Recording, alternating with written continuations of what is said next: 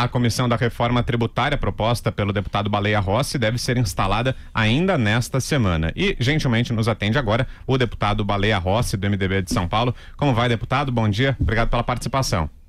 Bom dia, Vitor. Bom dia a todos da Jovem Pan. Ô, deputado, qual que é a expectativa com a instalação dessa comissão? O que é que falta ainda e como devem ser os trabalhos uma vez instalada a comissão?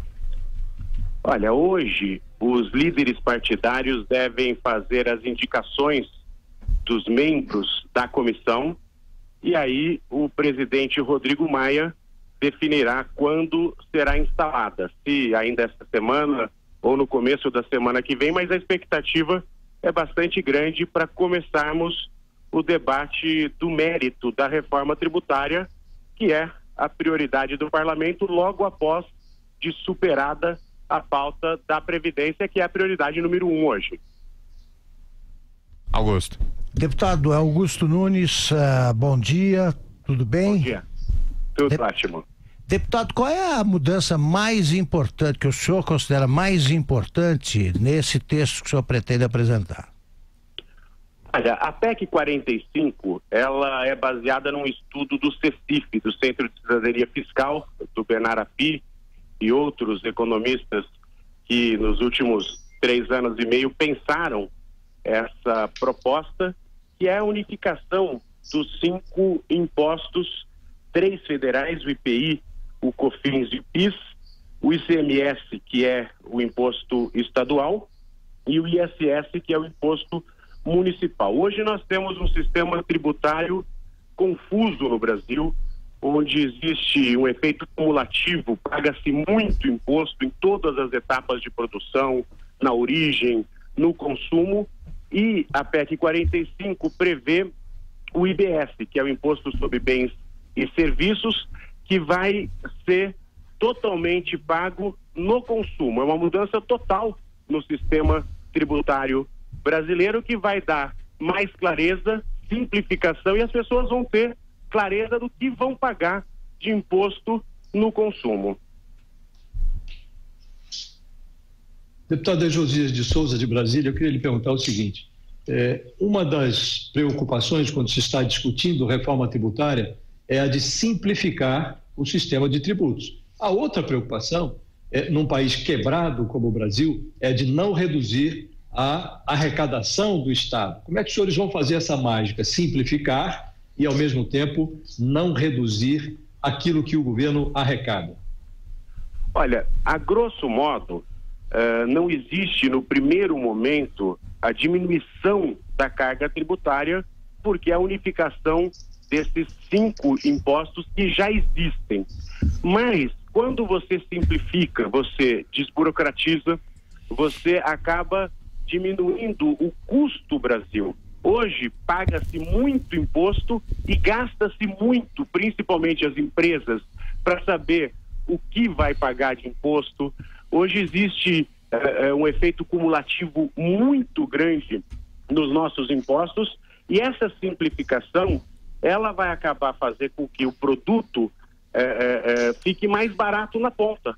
Então, isso interessa a todos os brasileiros. Claro que o tema reforma tributária, ele já está até desgastado no nosso país. São 30 anos de debate, são discussões sem fim, e infelizmente o nosso parlamento e o nosso governo, eles não foram capazes de enfrentar e dar uma solução para o sistema tributário. Nós temos uma oportunidade única, Josias, de nesse ano de 2019 votar 2 reformas estruturantes do nosso país. A reforma da Previdência, que já está na pauta, nós devemos superar a pauta da Previdência ainda nesse primeiro semestre, e aí vamos nos debruçar no segundo semestre sobre a reforma tributária.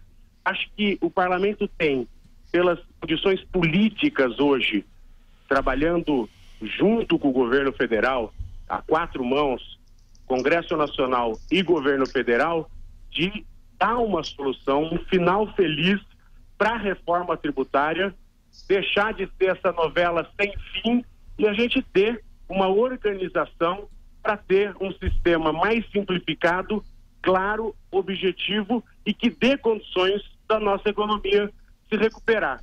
há uma expectativa enorme com a reforma da Previdência, e é verdadeiro. Agora, junto com a reforma tributária, nós vamos dar condições da nossa economia se recuperar, de gerar empregos, melhor renda, enfim, dos brasileiros terem uma perspectiva melhor de vida no futuro. Agora, deputado, o senhor fala em trabalhar a 4 mãos com o governo federal, mas o que se percebe aqui é que o senhor está incorporando à sua emenda um trabalho do economista Bernard Api, e o secretário da Receita Federal, ele não foi ainda ouvido, pelo menos a reforma dele não está incorporada aqui. Quando é que essas duas reformas, a da Câmara e a do Ministério da Economia, vão se encontrar?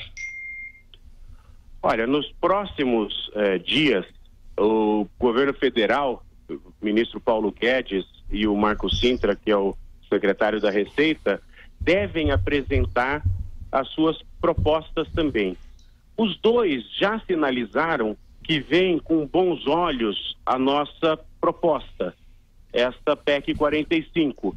Dizem até que acham que é mais difícil ela tramitar no parlamento, porque além dos 3 impostos federais que são unificados, nós incluímos também o ICMS, que é estadual, e o ISS, que é municipal, e que teria um pouco mais de dificuldade política de se aprovar. Eu acredito que nós estamos vivendo um momento político importante, onde o presidente Jair Bolsonaro, em todas as entrevistas que dá, ele deixa claro que depois da Previdência, a reforma tributária é urgente no nosso país.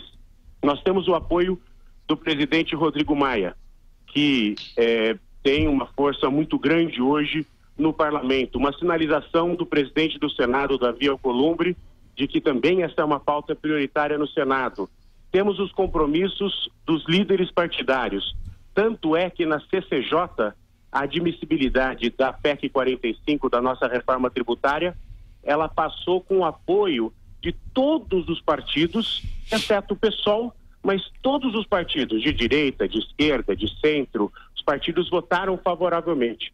Eu acho que há uma situação política especial de que, se o governo federal e o parlamento trabalharem juntos, nós podemos, esse ano ainda, aprovar, depois da reforma da Previdência, uma reforma tributária que vai dar condições da nossa economia se recuperar. Deputada Denise Campos de Toledo, quem está falando, bom dia. Bom dia, Denise. O senhor falou dessa questão da inclusão do ISS e também do ICMS. Agora, as grandes dúvidas em relação a essa proposta que foi apresentada passam exatamente por aí, porque a gente sabe que o ICMS no país é uma colcha de retalhos, é alvo de guerra fiscal entre os estados. Nós temos estados que pontualmente ainda reduzem a tributação, tem a questão de estímulos a determinadas regiões, sempre citada a Zona Franca de Manaus. Então, como compatibilizar todas essas diferenças, gerar um bolo único de tributos e depois redistribuir sem que os estados tenham perda de arrecadação, perda de participação nessa receita? A aplicação dessa mudança é que gera muitas dúvidas. Teria adesão dos estados em relação a isso? Olha, essa é uma preocupação, vai ser discutida na comissão especial no mérito, mas o objetivo da PEC 45 é exatamente acabar com a guerra fiscal no nosso país, que hoje é nociva. Em algum momento, ela foi utilizada para desenvolvimento de alguma região, de alguma cidade, até desvirtuando um pouco as características naturais da região. A gente dá sempre um exemplo, que o estado de São Paulo, ele dá incentivo para frigorífico quando o boi, ele está no Mato Grosso do Sul, e o Mato Grosso dá incentivo para montadoras de veículos, onde naturalmente esses investimentos pela logística e pela mão de obra estariam em São Paulo. Isso acabou transformando o país numa grande confusão. E esses incentivos fiscais, eles não são claros e não há uma justificativa clara do que objetivamente eles garantem de investimentos nessas regiões. Acabando com a guerra fiscal, nós vamos dar condições para que cada estado possa se desenvolver naquilo que ele tem de melhor. Claro que não é simples você mudar aquilo que já ocorre no Brasil há muito tempo, mas nós temos na nossa PEC uma transição de 10 anos, exatamente para que essas empresas que investiram na realidade atual de incentivo fiscal possam recuperar os seus investimentos, e aí, a partir dessa transição, nós vamos ter uma organização tributária no nosso país. Perfeito, ouvimos aqui o deputado federal Baleia Rossi, do MDB. Obrigado mais uma vez, deputado, bom dia. Bom dia, muito obrigado.